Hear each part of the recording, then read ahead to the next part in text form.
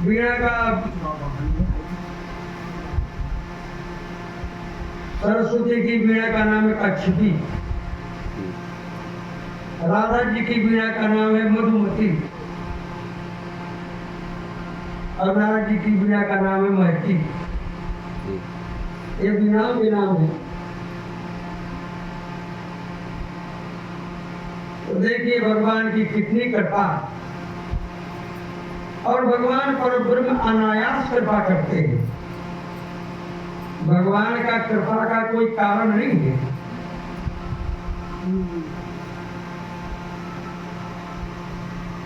जो आवे पग एक, मैं दोनों पग 60। भगवान कहते हैं जो भक्त मेरे लिए एक पग आता है, मैं उसको चल करके 60 पग से लेता हूं। श्री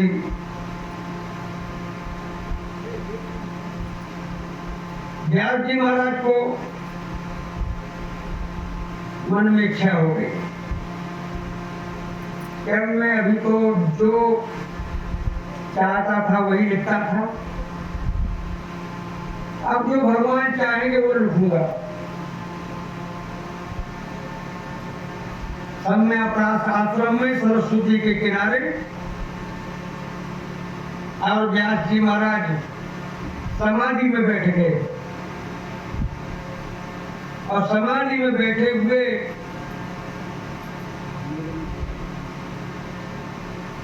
व्यास जी के महाराज में भगवान की इच्छा प्रकट हुई,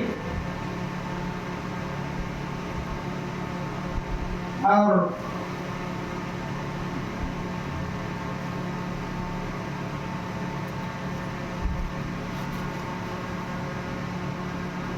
उन्होंने श्रीमद् भागवत महापुराण की रचना की। उनके उद्गार हृदय से प्रकट हुई।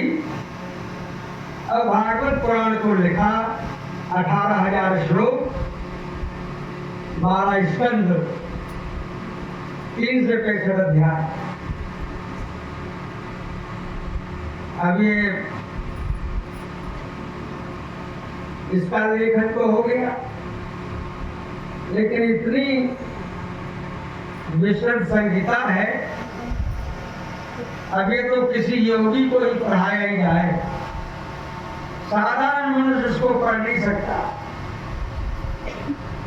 अब विचार किया कि मेरे पुत्र के बराबर तो कोई योगी नहीं है, जो कि जन्म लेते ही चला गया जंगल में, महात्मा बन गया जन्म लेते ही, इतना ब्रह्म का उसे ज्ञान था, लेकिन वो मिल कैसे सकता है?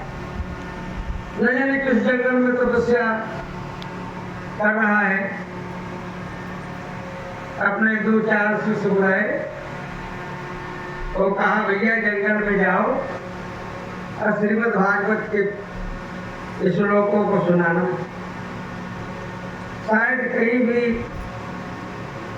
मेरा बालक सुखदेव होगा तो सुन करके तुम्हारे पास आ सकता है,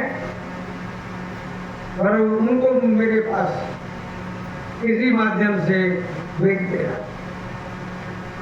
2-4 श्लोक पढ़ाए श्री व्यास जी महाराज ने अपने शिष्यों को। अब शिष्य लोग गए जंगल में जाकर के उन श्लोकों का गान करने लगे।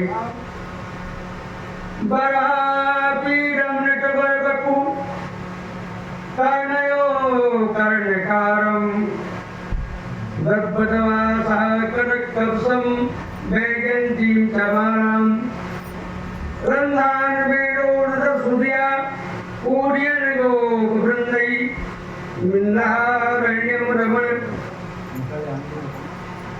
स्वपदं प्रावसत् गीतकीर्तिः।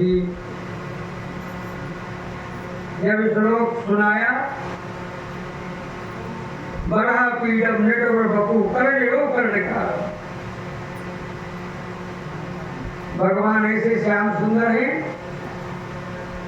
कि जो मोर मुकुट धारण करते हैं। नटवर बपू, नटियों के सामान खेल करते हैं, कर्णयो कर्णिकारम, अपने कानों में कनेर का पुष्प धारण करते हैं। पीतम वासा, कनक प्रतिशत, सोने के सामान पीतांबर धारण करते हैं। वैजयंती जमाराम, वैजयंती माला को धारण करते हैं। रंधान वेणु हृदय सुधिया, और सुंदर जो है अपने मुख में बंसी लगा करके बंसी की तान कहते हैं। कूढ़िन को गोवृंदई ही, और ग्वाल वालों के साथ वृंदावन में गोचारण करते हैं। जब ये श्लोक सुना श्री सुखदेव जी महाराज ने, भैया ये बड़ी दिव्य झांकी है, इस झांकी का तो दर्शन करना चाहिए। अब मन में समाधि समाप्त हो गई, भगवान का दर्शन हृदय में आ गया। कैसे भगवान का दर्शन करना चाहिए, लेकिन अब मन में विचार किया श्री सुखदेव जी महाराज ने, देखिए यदि कोई देखने में सुंदर हो तो ये नहीं कहा जा सकता है कि इसका मन भी सुंदर है। देखने में तो सुंदर है, लेकिन उसके विचार कैसे, तो विचार अलग होते हैं और सुंदरता अलग होती है। सुंदर तो ठीक है, लेकिन उनके विचार कैसे हैं। दूसरा एक श्लोक एक शिष्य ने सुना, अहो बकी स्तन कालकूटम जिगासया याद्यपाल साध्वी लेवे गतिं धातुच्युतं ततोऽन्यं कं बाधयारुं शरणं व्रजेमो। इस श्लोक सुनाया, हो बकी स्तन कालकूटम जिगासया आयदत् साध्वी। अहो बकी,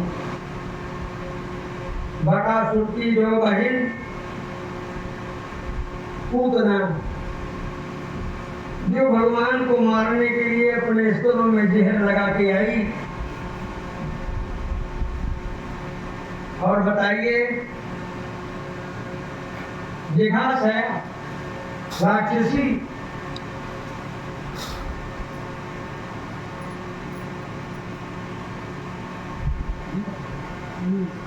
लेवे गतिर्धातुच्युतां ततोऽन्यं कं बाधयारुं शरणं व्रजेमो। अरे जिन उन भगवान पर ब्रह्म श्री कृष्णचंद्र जी ने उस राक्षसी को ऐसी गति दी जो माता को दी जाती है। कं बाधयारुं शरणं व्रजेमो, बताइए ऐसे दयालु की शरण छोड़ करके इसकी शरण में जाए। कितने दयालु है, जो मारने आई उसको माता की गति दी उन भगवान से। अब सुखदेव जी महाराज के मन में विचार आया कि देखिए, स्वरूप भी सुंदर है और स्वभाव भी सुंदर है, दोनों चीज। अब तो जरूर इनसे मिलना चाहिए।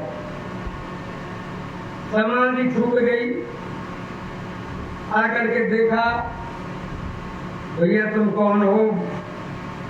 तुमने भगवान की बड़ी प्रशंसा सुनाई, सुन करके हम मुग्ध हो गए। और सुनाओ भैया। उन शिष्यों ने कहा कि ठीक है, हमको भाई 2 श्लोक जानते हैं, हमने सुना दिए, लेकिन हमारे जो गुरुदेव हैं उनके पास 18,000 श्लोक, कम नहीं 18,000। तो पूरी संगीता सुनाएंगे आपको। चलिए गुरुदेव के पास। सुखदेव जी जो योगी थे, सुखदेव जी को लेकर के और व्यास जी के महाराज के पास पहुंचाए। व्यास जी बड़े प्रसन्न हुए कि हमारा पुत्र आ गया।